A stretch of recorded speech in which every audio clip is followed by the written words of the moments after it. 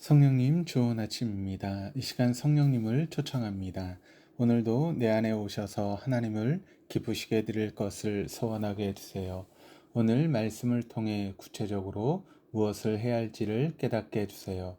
깨달은 것을 삶 속에서 실천할 수 있도록 도와주세요. 아멘.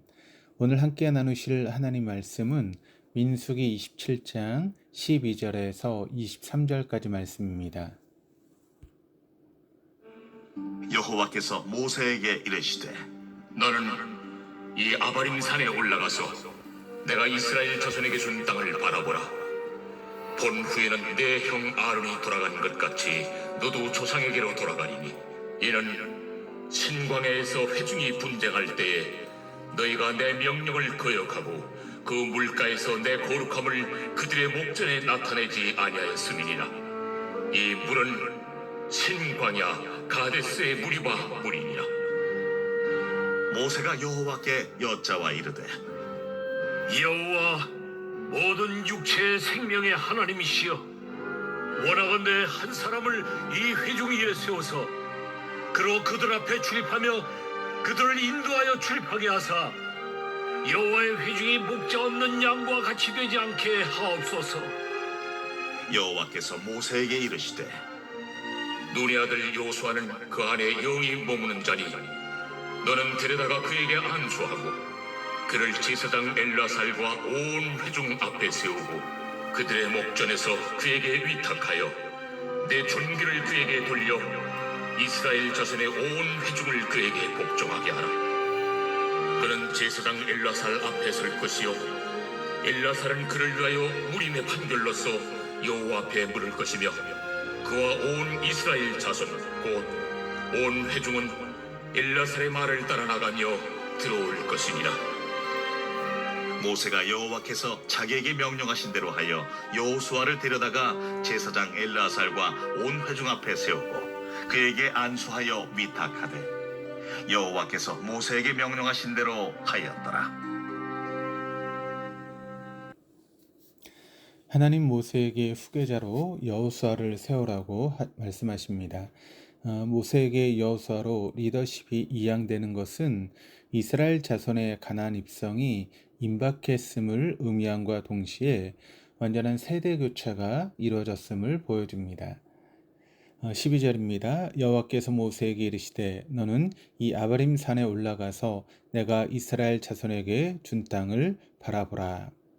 하나님은 모세에게 아바림 산에 올라가서 하나님께서 이스라엘 자손에게 준 땅을 바라보라고 말씀하십니다. 이스라엘 자손들은 아직 가나안 땅에 들어가지 못했지만 하나님은 줄 땅이라고 말씀하지 않으시고 준 땅이다라고 말씀하십니다. 가나안 땅을 이스라엘 자손들에게 주시겠다라고 하는 약속은 아직 성취되진 않았지만 신실하신 하나님의 언약은 반드시 이루어지기에 이미 그들에게 준 것과 마찬가지입니다. 그렇게 무엇보다 꿈에 그리던 약속의 땅이 손에 잡힐 듯 가까우니 자신의 두 발로 그 땅을 밟아보고 싶었을 것입니다. 가나안 입성을 목전에 둔 시점이기에 하나님께서 자신을 용서해 주신다면 이스라엘 자손들을 이끌고 누구보다 먼저 그 땅에 들어가고 싶은 것이 모세의 마음이었을 것입니다. 그런데 하나님께서는 다시 모세의 죽음을 예고하십니다. 13절입니다. 본 후에는 내 형 아론이 돌아간 것 같이 너도 조상에게로 돌아가리니. 하나님께서는 모세의 사명을 분명하게 제안하십니다. 모세의 사명은 가나안 땅에 들어가기 직전까지 이스라엘을 인도하는 것이기에 그에게 약속의 땅을 바라보게만 하십니다. 그의 형 아론이 그러했듯이 모세도 자기 사명을 마치고 조상에게 돌아가야 합니다. 14절입니다. 이는 신광야에서 회중이 분쟁할 때에 너희가 내 명령을 거역하고 그 물가에서 내 거룩함을 그들의 목전에 나타내지 아니하였음이니라. 이 물은 신광야 가데스의 무리바 물이니라. 하나님께서는 모세가 왜 약속의 땅에 들어가지 못하는지에 대해 구체적인 이유를 설명해 주십니다.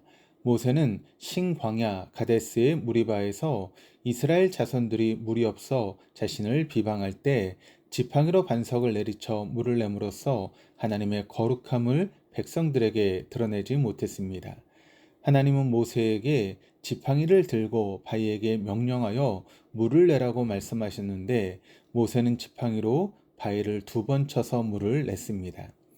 하나님 이에 대해 이스라엘 자손이 보는 앞에서 나의 거룩함을 나타낼 만큼 나를 신뢰하지 않았다라고 평가하셨습니다. 그래서 모세는 가나안 땅을 멀리서 볼 수는 있었지만 그 땅에 한 발자국도 들어갈 수 없었습니다. 우리도 하나님의 말씀을 대하는 태도를 점검해 보아야 합니다. 모세는 하나님 말씀을 분명히 들었지만 거기에 자신의 생각을 더하여 행동했습니다. 모세가 무슨 생각으로 그렇게 행동했는지는 정확히 알 수 없지만 분명한 것은 하나님께서 모세의 행동을 믿음 없음으로 보셨다라고 하는 것입니다. 이처럼 하나님을 신뢰하는 것은 그분의 말씀에 전적으로 순종하는 것으로 증명됩니다. 15절 16절입니다. 모세가 여호와께 여짜와 이르되 여호와 모든 육체의 생명의 하나님이시여 원하건대 한 사람을 이 회중 위에 세워서. 이런 하나님 말씀을 들은 모세는 절망한 법도 합니다. 단 한 번의 불순종으로 약속의 땅에 들어가지 못한다는 것이 억울하게 느껴질 수도 있습니다. 또 이스라엘 자손의 출애굽과 광야의 여정을 이끈 자신의 노고가 물거품이 된 것처럼 생각되어질 수도 있습니다. 그러나 모세는 한마디도 불평하거나 원망하지 않습니다.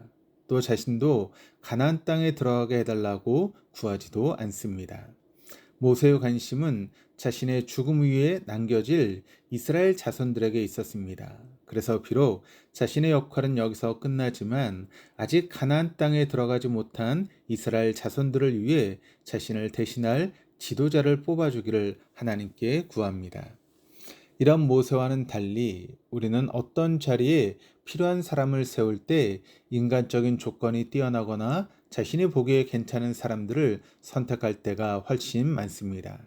우리가 어떤 일을 할 때라도 하나님의 뜻을 먼저 구하는 것이 마땅하지만 무엇보다 사람을 세우는 문제에 있어서는 더욱 하나님의 뜻을 먼저 구해야 합니다. 17절을 세 번역으로 읽어드리겠습니다. 그가 백성 앞에서 나가기도 하고 백성 앞에서 들어오기도 할 것입니다. 백성을 데리고 나가기도 하고 데리고 들어오기도 할 것입니다. 주님의 회중이 목자 없는 양떼처럼 되지 않도록 하여 주십시오. 모세는 지도자란 백성 앞에서 나가기도 하고 백성 앞에서 들어오기도 하는 자라고 정의합니다. 이 표현은 전쟁과 연관이 되어 있습니다. 백성들을 선두에서 지휘하여 전쟁으로 이끌어 나가면서 나를 따르라 라고 외칠 수 있는 사람, 그리고 전장에서 돌아올 때는 모든 병사의 안전한 귀환을 보장해 줄 수 있는 사람이 바로 지도자라고 하는 것입니다. 모세가 광야에서 보여준 리더십이 바로 이것이었습니다. 그는 자신의 안위보다 이스라엘 자손의 안위를 먼저 생각하는 지도자였고 이스라엘 자손을 위해서라면 자신의 생명까지도 걸 수 있는 지도자였습니다. 그래서 모세는 자신의 후계자로 자신과 같은 지도자가 세워지기를 간구했던 것입니다. 이렇듯 모세는 자신의 사명을 마치는 순간까지 이스라엘 자손만 생각하는 참된 지도자였습니다. 사람들의 존경을 받는 지도자를 찾아보기 힘든 이 시대에 모세와 같은 지도자가 그리스도인들 가운데서 더 많이 세워질 수 있기를 소망합니다. 18절입니다. 여호와께서 모세에게 이르시되 눈의 아들 여호수아는 그 안에 영이 머무는 자니 너는 데려다가 그에게 안수하고. 하나님 모세의 간구에 응답하여 여호수아를 모세의 후계자로 세우셨습니다. 여호수아는 에브라임 지파 족장이었던 엘리사마의 혈통을 이은 눈의 아들이었습니다. 그는 출애굽 당시 아말렉과의 전쟁에서는 이스라엘의 지휘관으로 전투에 임했고 이후 모세의 부관으로서 언제나 모세의 곁을 지키며 모세와 뜻을 같이 하였던 사람입니다. 하나님은 이러한 여호수아를 가르쳐 그 안에 영이 머무는 자라고 말씀하십니다. 세번역 성경은 영감을 받은 사람이라고 번역하는데 여호수아가 하나님께서 부여하신 신적인 능력을 소유하였음을 뜻합니다. 하나님 모세가 여호수아에게 안수함을 통해 그를 후계자로 임명하라고 말씀하십니다. 모세의 안수를 통해 자연스럽게 리더십의 바톤 터치가 이루어집니다. 19절에서 20절입니다. 그를 제사장 엘라살과 온 회중 앞에 세우고 그들의 목전에서 그에게 위탁하여 내 종기를 그에게 돌려 이스라엘 자손의 온 회중을 그에게 복종하게 하라. 이제 하나님께서는 여호수아가 이스라엘의 새로운 지도자로 임명된 것을 제사장 엘라살과 이스라엘 자손들 앞에서 공식 천명하라고 말씀하십니다. 그리고 하나님께 주신 권위로 이스라엘 자손을 인도했던 모세를 향해 이스라엘 자손이 복종하였듯이 그의 후계자 여호수아를 향해서도 이스라엘 자손이 복종할 것을 서약하라고 말씀하십니다. 이스라엘 자손은 새 시대의 지도자인 여호수아를 중심으로 하나로 뭉쳐야 한다라고 하는 것입니다. 21절입니다. 그는 제사장 엘라살 앞에 설 것이요 엘라살은 그를 위하여 우림의 판결로서 여호와 앞에 물을 것이며 그와 온 이스라엘 자손 곧 온 회중은 엘라살의 말을 따라 나가며 들어올 것이니라. 여호수아가 모세의 뒤를 이어 이스라엘의 새로운 지도자가 되었지만 모세와 여호수아에게는 분명한 차이가 있었습니다. 모세는 하나님과 직접 대면하여 말할 수 있는 사람이었지만 여호수아에게는 이러한 대면이 허용되지 않았습니다. 여호수아는 제사장 엘라살의 우림과 둠밈을 통하여 하나님의 뜻을 간접적으로 전달받아야만 했습니다. 모세를 통하여 율법을 주신 하나님은 새 시대의 지도자 여호수아는 율법을 따라 이스라엘 자손을 지도하라고 말씀하십니다. 이제 율법의 말씀이 하나님의 뜻을 규명하는 방법이 된 것입니다. 하나님께서는 우리에게 성경을 주셨습니다. 성경보다 하나님의 뜻을 더 잘 알려주는 것은 이 땅에 존재하지 않습니다. 그럼에도 성경보다 소위 직통계시라고 하는 하나님의 음성, 꿈, 환상 등을 우선시하는 사람이 있다면 그런 사람은 멀리 해야 합니다. 모세와 대면하여 말씀하셨던 하나님께서 여호수아는 율법의 말씀을 통해 말씀하셨던 것처럼 오늘날 우리에게는 성경 말씀을 통하여 말씀하십니다. 마지막 22절 23절입니다.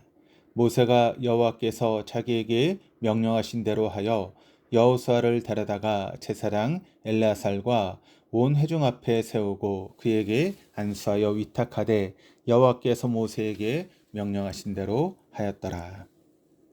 모세는 여호수아를 후계자로 세우시는 모든 과정을 하나님이 말씀하신 대로 행하였습니다. 여호수아를 후계자로 지명하고 그에게 안수하며 지도자의 권위를 부여하는 모든 절차가 하나님의 명령에 따라 이루어진 것입니다. 이런 순종의 즉각성과 정확성은 하나님과의 관계를 잇는 가장 튼튼하고 확실한 줄이 됩니다. 이로써 새 시대의 지도자로서 여호수아의 시대가 시작되었습니다. 물론 모세가 살아있는 동안은 모세가 이스라엘 자손을 여전히 이끌고 여호수아는 이전처럼 모세를 돕습니다. 그러나 여호수아의 후계자 임명을 통해 가나안 입성을 위한 이스라엘의 준비가 한 단계 더 상승했음은 분명합니다. 기도하시겠습니다. 하나님 아버지, 모세는 약속의 땅 가나안을 목적에 두고 이스라엘 자손을 이끌었던 자신은 그 땅에 들어가지 못하는 상황에서도 하나님을 향해 불평하거나 원망하지 않고 자신의 후계자로 여호수아를 세웠습니다. 모세는 바른 퇴장을 통하여 우리에게 재등장하였습니다. 우리의 나그네 삶도 모세처럼 바른 퇴장으로 맞춰지기를 소망합니다. 이를 위해 날마다 우리의 눈을 들어 본향을 바라보게 하시고 또 그런 삶을 살아갈 수 있도록 도와주옵소서. 감사드리며 예수 그리스도 이름으로 기도드립니다. 아멘.